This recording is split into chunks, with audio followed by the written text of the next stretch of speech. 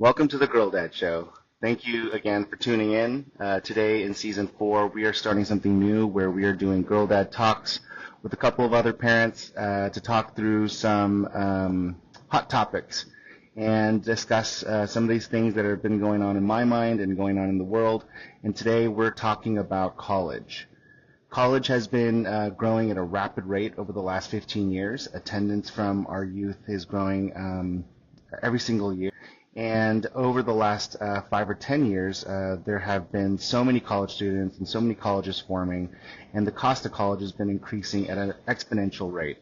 And so we just want to talk about college from, parents' point of view and just talk through it today. So I'll open it up, and today I have with me Nis and Eric, both former guests of mine on the show, but also really good friends and people that I love talking to this stuff about regardless. So what do you guys think about the whole college thing?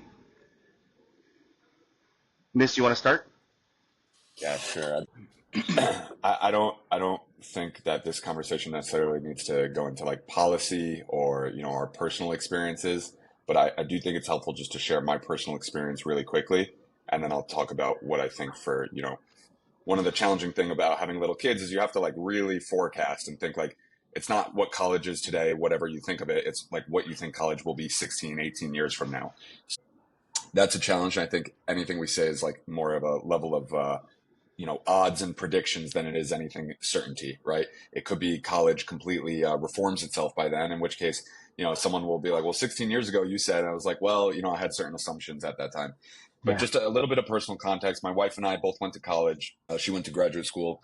We combined spent about 300,000 all in on like, tuition, everything. Fortunate to have family that covered 2/3 of that. And then we were on the hook for the final third. So about 100,000 that we paid off in our late 20s, paying just, as much as we could every single month, contributing aggressively any extra cash we had. So fortunately, we were able to cover that. But, my personal experience, you would be hard pressed to figure out where I went to college. You'd have to search the internet pretty hard. I've never had a resume. I don't personally think it was super beneficial to me, but I really don't think that like that changes my view. I have friends that went to college and it was super helpful for their careers. I have friends who, dropped out of college, were successful, not successful. I'll just say like, from my perspective, I think college in this country is fundamentally and systematically flawed. I can't see a world in which in 16 years, outside of a few professions that are mostly just gated professions where you have to be credentialed, I don't see college being likely for my kids. We are not planning for it as a likely outcome, and we are planning with the assumption that it's not what they're going to do. Love that. What do you think about that? I guess what I'll do is I'll just share sort of my experience too, just so that we have like some symmetry and what people know each other about in the conversation. But my wife and I also went to college, UT Austin, so public school. I went, largely on scholarship. First of all, we were both in state, so it was a relatively inexpensive experience. And I had a really, really positive experience in college. And I think I agree with Nis on a lot of the things about sort of like, the brokenness of the system. And at the same time, I also feel like it was really important to me and it was really fundamental for helping me become who I was. And, so I studied chemistry. I do nothing at all related to chemistry. I think it taught me a lot of things that were sort of non-academic and non-skill based, like the soft skills, how to work with people, like, like even working in a lab, like it didn't matter, the specific skill I learned, but like, you know, cleaning dishware, working well with others, like care, and then like intramural sports. And so I think it's really easy to think of college as this enterprise that teaches you like job skills in the world, and I think for that purpose it's probably suboptimal.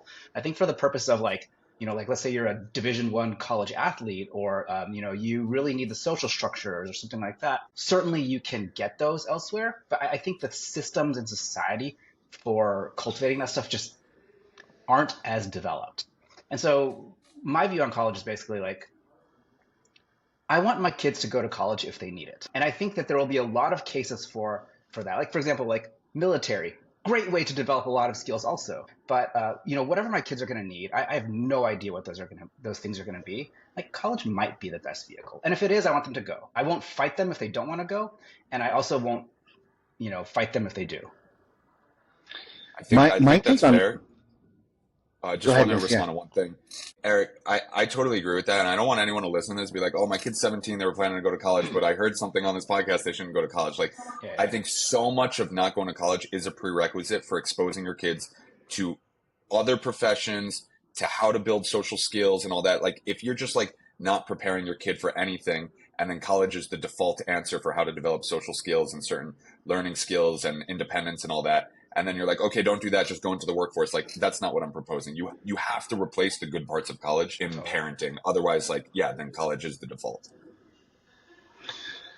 For me, I'm not a real fan of college anymore, and it's so funny that it sounds like a lot of us are kind of thinking about this in this room right now. We should have brought people that actually were super pro college, so we could have a mixture of views. But I'm actually leaning more towards same as Nis. Like I'm not really planning for it anymore. I stopped saving for college because if they do it, then yeah, we'll figure out a way to cover it. We'll figure out a way to adjust their their savings and stuff to be appropriated for that. But for me, just the rising cost of it and then the sheer volume of majors, and I just feel like the whole ecosystem has turned into a business versus an educational benefit for our youth. And I think that there's so much happening. There's two things that are really bothering me right now. One is this machinery that is created by all these different unique universities with all these unique programmings.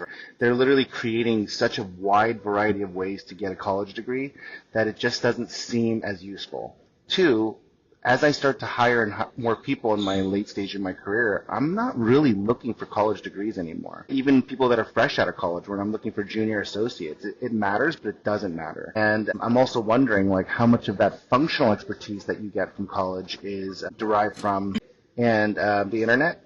And then lastly, the social stuff. There's so many ways that you can get it. Like Nis talked about, like you could do it from parenting, but you can also do it through social circles, like sports or different activities. And I think there's so much stuff that people can get out of like vocational schools or even like hard businesses that'll actually set them up better for life versus putting them in debt.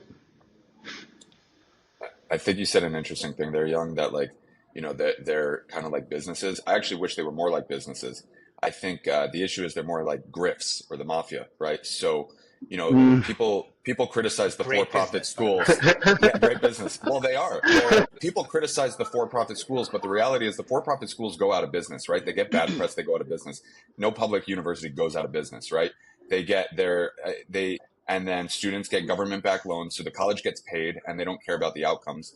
Whereas, like, education in this country isn't data-driven from pre-K through college. I looked at a study the other day that just came out of MIT that 2% of kids actually learn a second language in school. It's like forced, it's mandated education in high schools. No, sorry, 1% learn a second language. The average income increase over their lifespan is 2%. So it just came out of MIT. Not only do 99 out of 100 not learn a second language, so we're spending a lot of resources teaching them, even the ones that learn it, it's not worth that much to them. We have kids who they can't read and write in English, and we're already focused on teaching them a second language. It doesn't make any sense to me. So I think the entire industry is not data driven and it's not accountable. And I wish it was more like a business. I think we'd have more success. That's awesome. I didn't even think about it that way, but you're right. Because if it was actually a lot more business-like or capitalistic, then we would actually be able to see these things fall apart. But they're held up by a lot of different structure, right? A lot of systems. And maybe that's what kind of rubs me the wrong way is that I just don't find the benefit of it. I look at it statistically, and maybe it's me getting older and cynical, but at the end of the day, I want my kids to have a good life. I want them to be comfortable financially so that they can be focused on what makes them happy mentally and emotionally.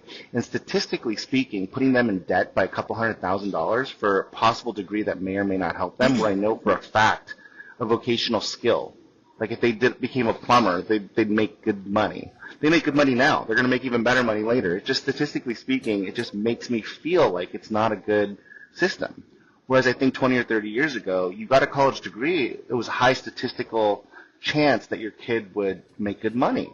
And I think the tides have turned a lot for me. And so it's not necessarily like something that I want to condone or dispromote for the people that are listening, but it's more around the fact that like I'm just assessing the statistics for my kid and what I think is going to happen.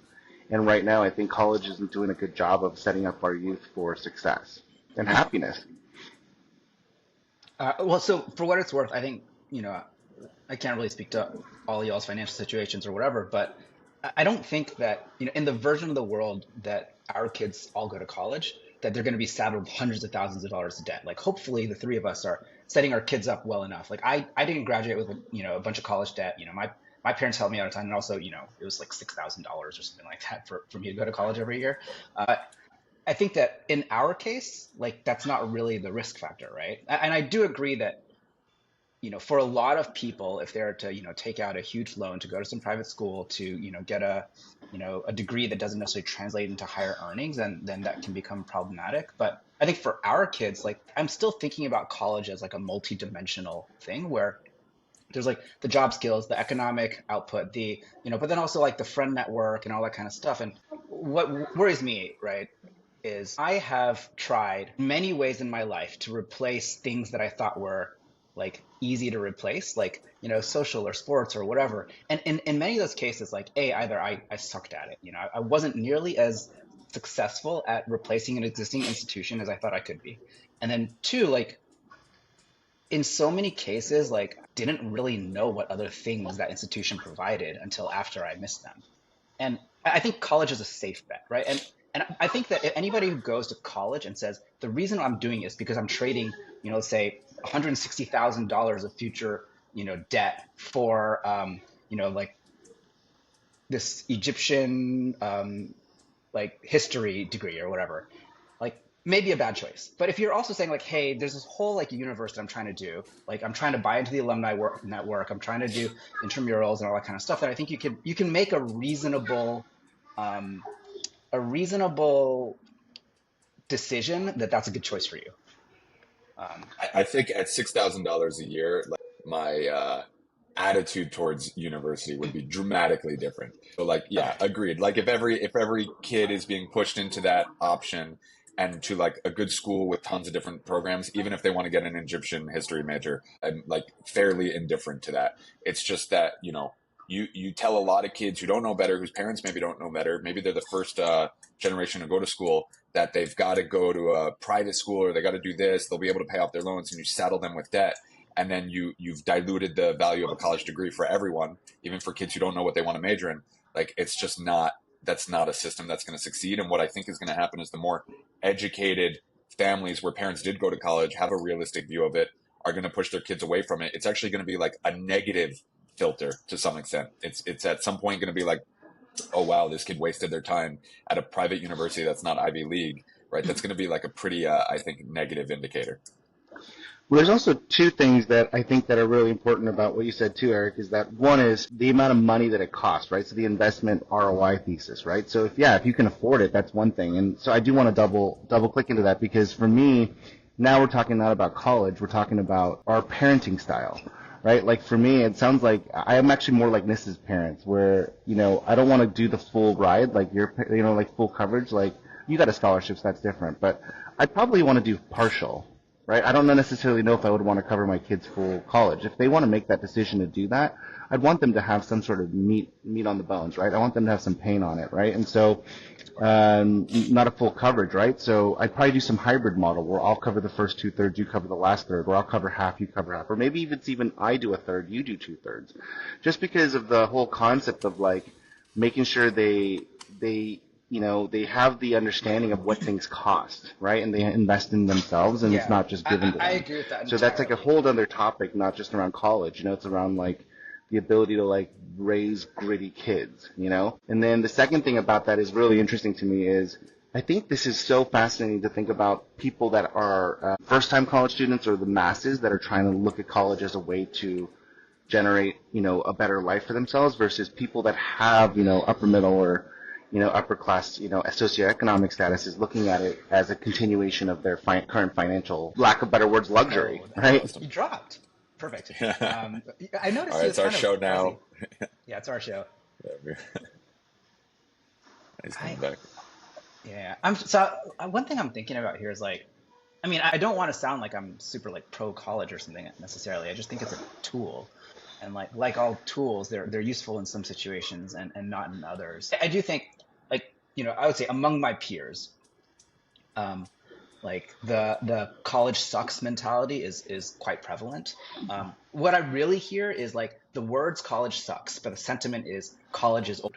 And like Yeah, I like and that. even this when you say like for example, oh, if it was like 6 grand a year, do whatever you want, right? And so to me, what that's really saying is like the value, the economic value you receive in exchange for the price you pay, not worth it. And so like we can do two things to change that, right? Like increase the sort of the perceived value or decrease the actual cost. And I think those are both mechanisms for making college be a thing for the future for us. Yeah. I'm more concerned with the perceived value personally. My comment of like, well, if it was 6,000, like, the risk is fairly low, but I have lots of other issues with universities. But I do want to Yeah, the bring up like, time value also, yeah. yeah, the time value, the fact that you might be taught things that are literally incorrect and going to be detrimental to your career. Like, there's a lot of issues there.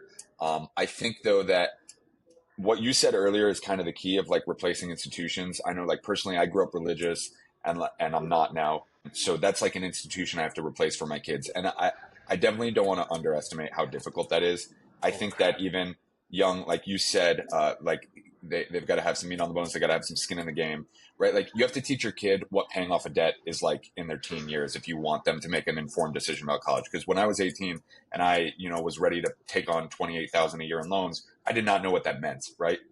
So I actually switched schools after my first year so I could get out of taking on more loans. So that's something key. Like have your kid contribute even something toward camp or something they want, where it's an ephemeral experience and they have to keep paying it after they've left it. Not like you're paying off a car, you get to keep driving, but like you went to a camp, it's now 6 months later, you're still paying for that thing that you're not currently benefiting from anymore. So I think just teaching them that, and if they go into that understanding what a debt looks like, that's one thing. But I don't think most kids would take on anywhere near the debt they're taking on if they knew what garnishing your wages would feel like for a decade afterwards or more. Well, it also is the expectation, right? A lot of our youth are coming out of this college experience expecting to be making so much more than I think they realize the market will bear. And that's anecdotal data, right? I mean, I didn't research the stats on this, but I have noticed when I hire for various companies that I work with, the youth that are coming straight out of college, they have a very skewed version of their compensation value. And I'm not sure where they're getting this from. And I'm not sure if it's something that has to do with college or what the dream was sold on. But there's a huge stark contrast. There's a massive delta between their perceived expectations versus what is reality. Yeah, they're looking at Have you guys noticed that? 2021. Yeah, they're looking at 2021 peak when you needed like conscious bodies in a working. But I think when look how many it was, like 50% of folks haven't started repaying their student debts that where the loans were supposed to start last year. So, that kind of tells you what you need to know. People are taking debts they don't want to pay. So there's not really more data you need than that. If people don't want to pay the debts they took, then probably it was not worth it. Wait, what was the stat? That's a crazy stat. I think it was like 50%, like they restarted student loans and it's like 50% of student loans aren't being paid. Oh, Just wow. before I just So start it's a spreading significant misinformation. portion. Yeah, New York Times. Student loan borrowers owe 1.6 trillion. Nearly half aren't paying. So Oh like my what other God. industry? What other industry would you have that in? Oh my gosh, that's staggering. Yeah. Very cool. All right, I'm gonna start wrapping this up. If we can do last thoughts, that'd be great. Eric, this time let's start with you. Last thoughts as we end the podcast on college. Oh, I love it. For me, it's just this. I think that it's so easy for people like us to sort of vilify the institution as it is. And I think it's a very common like Silicon Valley or startup trait to say like, hey, here's the thing. And then most of what it serves is attribute X. And I agree that we can probably replace attribute X for the price we pay. But what I'm really worried about is all like the other attributes, the secondary, tertiary things that come from that experience. And so for me, I'm not going to be like anti-college or pro-college. I think it'll just be like an evaluation at the time for whether my kids need it. Um, but I don't know. I think personal choice. Love it. Yeah, Miss. I definitely agree on personal choice. I'll say two things, one about college and then one about parenting. I think college in 16 years is going to be even far worse than it is now, right? That grift of they can just keep raising tuition and students will get government-backed loans to pay it. We're looking at, by the time our kids are 18, college could be $100,000 a year easily for private universities. Maybe public will be a little bit different. And I think the value is actually going to get even worse dollar for dollar. Not even proportionate to the tuition increase, but worse than that, because one thing I'm pretty certain of is the world is not going to start moving slower. And if, tenured professors who are 2 to 3 generations out of their industry right now, they're going to be 5 to 6 generations out of their industry then, right? I went to school, I graduated college in 2014. One of my last courses was radio advertising, which was already irrelevant then. I guarantee they're still teaching that course now, right? So that's the level of just kind of both ridiculousness, but vanity that they're going to be teaching our kids. It's just going to be so far behind what industry needs. It can't keep up. It's systematically flawed. I think it's going to be a worse value proposition than even now. The second thing, though, is that it has to come down to parenting, right? You've got to prepare for multiple scenarios, whether you're saving for university or you're saving for vocational school, a gap year to travel the world, or any number of other scenarios. You have to prepare for it. If you don't prepare for it, all my advice kind of goes by the wayside, and you probably do have to do the default. Otherwise, you could end up with kids who have worse than the average choices in life. So I do think you have to prepare for multiple scenarios, which is challenging as a parent. And no one said parenting was easy. I love that.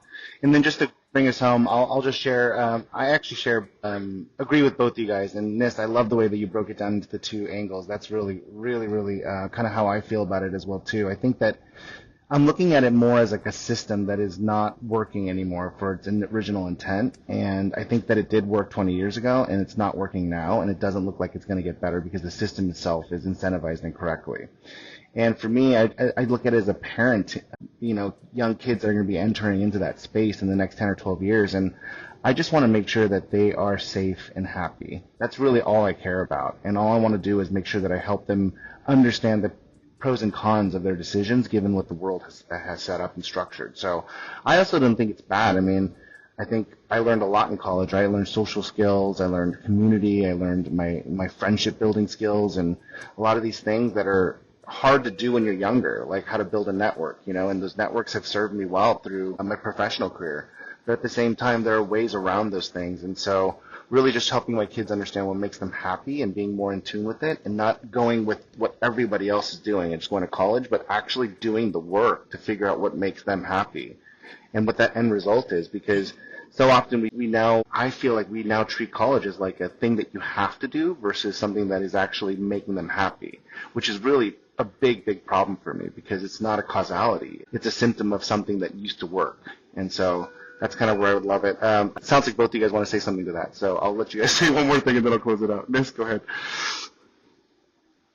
I think, anytime something becomes like the cultural default, it's you're at risk there. So I think it's true of a lot of other things in life, from home ownership to, I'm sure, other things, if I had to think about it, that people just kind of walk into blindly or sleeping and then didn't really think about just because it's what their parents' generation did. And I think the parents that prepare for this reality are going to put their kids in a much better position than the parents that kind of sleepwalk into it.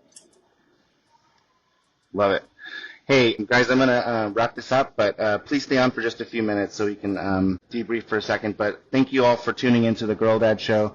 This was a Girl Dad Talk in Season 4. We're trying something new here. If there's a topic that you would like to hear us banter and talk about, please feel free to let us know. You can email us on the website or on any of our social channels. We're at the Girl Dad Show. Thank you again for my guests, Eric and Nis. You can find their LinkedIns in the description below, and you can also check out their interviews in Season 3.